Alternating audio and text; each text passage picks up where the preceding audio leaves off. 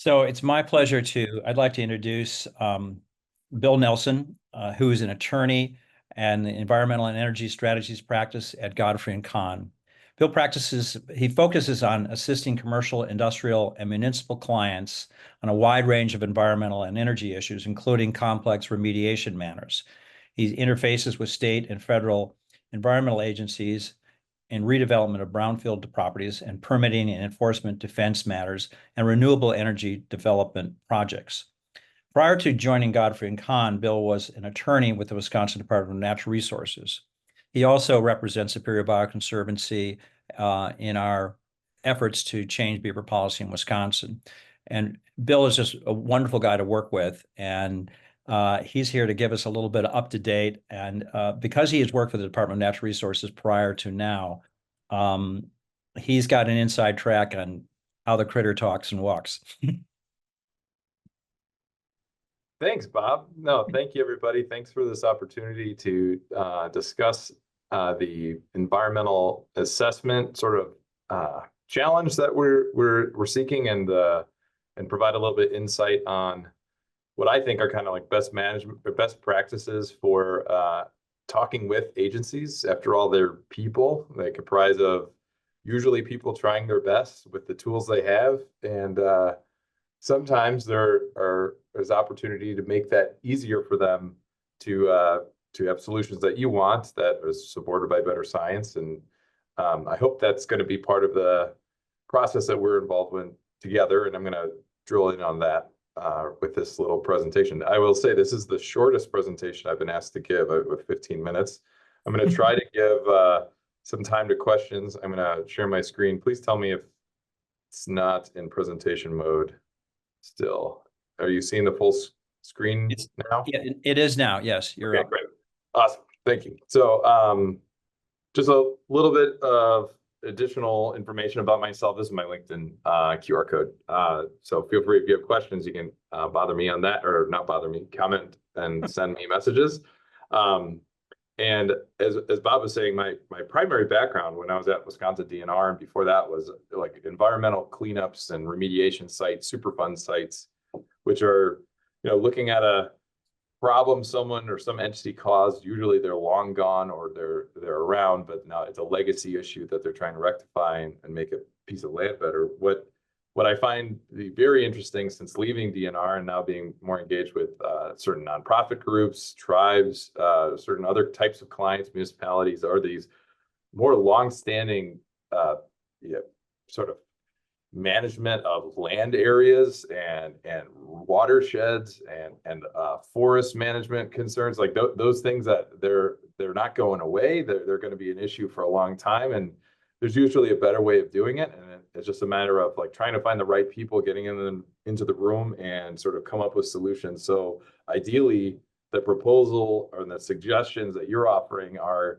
actually better and make sense for the agency as well. So I'm going to talk a little bit about that. But I was very fortunate at Wisconsin DNR to have great clients there. I really enjoyed working at Wisconsin DNR. When I was there, my main client, who was a bureau director, was promoted to division administrator. So I went from being in very few meetings to a lot of meetings, and that was really exciting for me. And it's been I've been fortunate to move to Godfrey and Kahn, where I can sort of do other areas of law, including certain wildlife management advice and certain different policies, and addressing different silos of the department that unless it was a public records question, I wasn't ever interfacing with.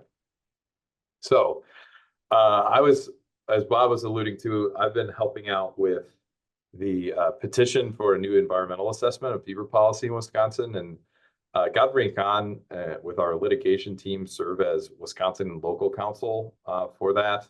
But a lot of the majority of the work was performed by Green Fire Law and Animal Earth Advocates, and that talented group of folks that really put together very strong arguments as to why the current EA is deficient. That was established in 2013 and currently in place. And Bob and working with Hannah and Maliki on that was a great pleasure, because it was based on their expert opinion that we had to sort of support all the arguments of why the current EA is deficient and what what opportunities there are to update it and what alternatives for them to consider. So that's been, so as far as it goes, I would say I have the least important role on that, right? It's really the litigation team and Bob and the experts sort of how to approach that. But where I thought I was hopefully helpful is getting meetings with folks with the department and suggestions on agency. I'm not a litigator. I do almost all administrative law work and advice, and most of the time, for most of my clients, if something's going to trial or if there's a lawsuit about it, that means I failed miserably. So I try to avoid being in the court because a lot of those processes are inherently inefficient. So this, fortunately, is on that track that I think I prefer, which is an agency proactively or maybe reactively creating an updated EA. So I'll give a brief chronology of those steps. So this was January 2013. Even the name of the EA, it sort of frames the issues well in terms of, you can see just by reading the title how the USDA sort of thinking about this problem, if as a problem, not as a solution, as an opportunity. Beaver damage management to protect cold water ecosystems, forest resources, roads and bridges, sensitive habitats, and property in Wisconsin. So last year, we filed a petition for an updated EA, which had a deadline within 60 days that they would have to reply formally to that response. And should they were not going to indicate they were going to update the EA with either an environmental assessment EA or a EIS, but we would be forced with no choice but to file in court. So it was a formal process under NEPA to do this, and it worked out that in August, USDA's country director or state director agreed to prepare a revised EA. He had indicated that they were planning on doing it anyway. So thanks for the suggestion. That was sort of the response. And then we had a deadline to share a public comment on the scoping of the EA, which was a concerted, coordinated effort, and at the end of last year. And then this entire year has been USDA drafting and preparing a revised EA. And there's been some insight in terms of where they're at with that. And I'll share what I know, which is not as much as I'd like, because I wish this presentation was going to be, here's what the new EA says, and here's our main issues with it. That would be a really much more insightful discussion.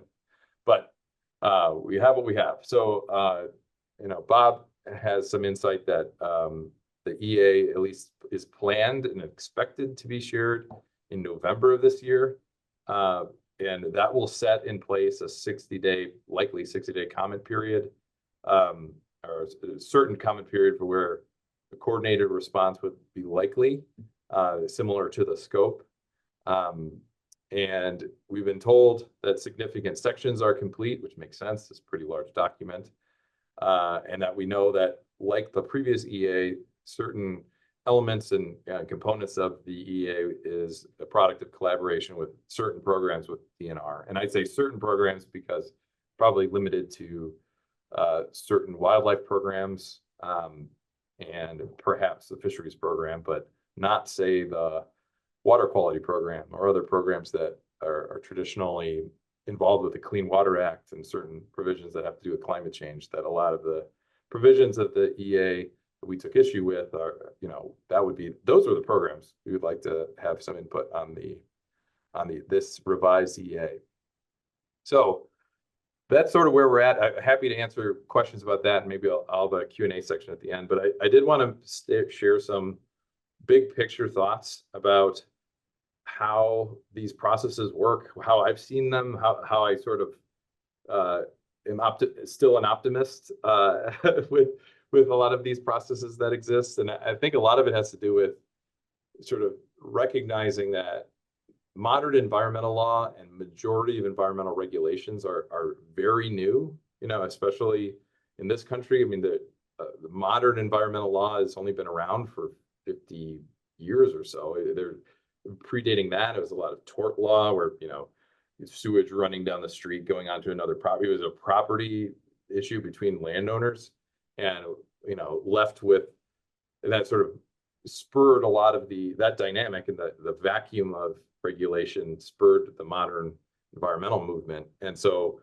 as a result of that, there's a lot of laws that went on the books in the 1970s and 80s that remain very similar today.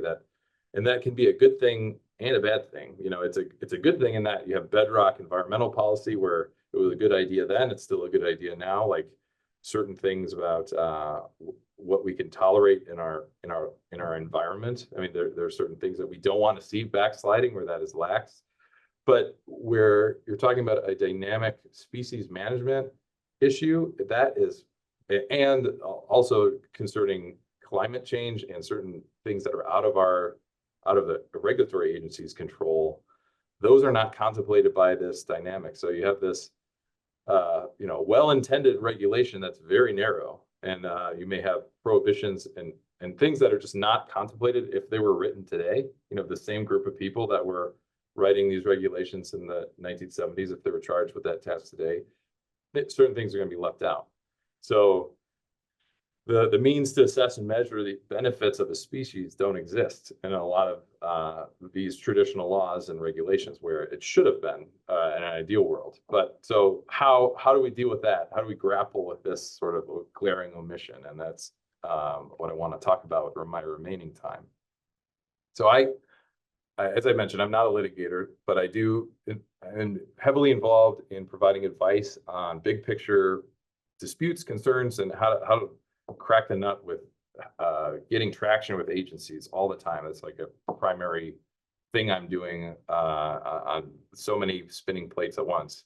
And in my opinion, this is how my takeaways after providing advice to the agencies and being involved in public meetings and really contentious, how do we solve this problem, public meeting settings. The agencies function by far the best and there's strong public participation and engagement in those opportunities. And it's really important to note that most agencies are required to, at minimum, have public input. So you want to try to maximize those minimal opportunities, but also, when possible, create new groups where stakeholders can provide live feedback on things. So it's not this. Ideally, before you get to the stage of a formal public input, there would be many stakeholder meetings where ideas are discussed and just sort of put forward, and people that are going to comment on the final product are already providing their comments. So it's a more informed first draft that goes out for final comment. So you have a much better product that is accepted by everybody in the end. And that sounds simple, but it's fairly uncommon with a lot of issues, especially ones like beaver management, which is siloed into fur bearers, trapping, and also forestry. There's an element component of that because they want to preserve the economic benefits of Wisconsin forest lands and the DNR's management of those lands and the public lands. So and then also the fisheries program has their own interest in this sort of preconceived notion that beavers are not good for cold water trout streams. So when you're trying to sort of look at an animal species holistically and all the different programs that are affected by this and all the potential solutions that species offers, you almost need that broader stakeholder group to sort of talk about that issue. And right now, I believe Wisconsin DNR still talks about beaver issues through their fur bearers group, which is broader and it basically has a more trapping focus. It's not really taking that multiple perspectives and stakeholders in one view of that. So that's a huge opportunity, I think, to improve, because you could establish advisory groups. I speaking for programs I used to provide lots of advice for Wisconsin DNR. Every environmental management program, for example, so the clean water program, the solid waste program, materials management program, they all have study groups or advisory groups where they have professionals in that field that are usually representing different stakeholders present, providing live feedback on those issues. So it's really important that you allow those and try to foster and develop those opportunities to provide feedback, because we're in an environment where environmental agencies can't quickly promulgate new administrative rules, at least in Wisconsin. Those processes now take over 3 years to do. And there's this hesitation the agencies will have to revert to the safety of the status quo. They're going to say, well, we haven't done that before. You know, and that's extremely frustrating. And I could tell you that trying to help Bob and the Superior Bioservices team has been a frustrating process because that is sort of the default. There isn't this broader group to appeal to, which I think is an opportunity. So I say this as a general application to other projects. You know, I'm helping a group of folks that are in a part of Wisconsin that's very flat and susceptible to flooding issues. I'm using this same strategy there to get stakeholder input and attend meetings. And I will say most people at DNR want this sort of thing. It's a welcome thing because it's something they're required to do. And if there's a local effort that's really passionate, that's a good thing. And if you're still feeling resistance from that, you're not talking to the right person at the department. There should be someone that should see that as a very big positive. So with that, I'll turn it over to Bob if there's any questions in the comments or if there's anything that the team would like me to clarify or elaborate on, I'd be happy to.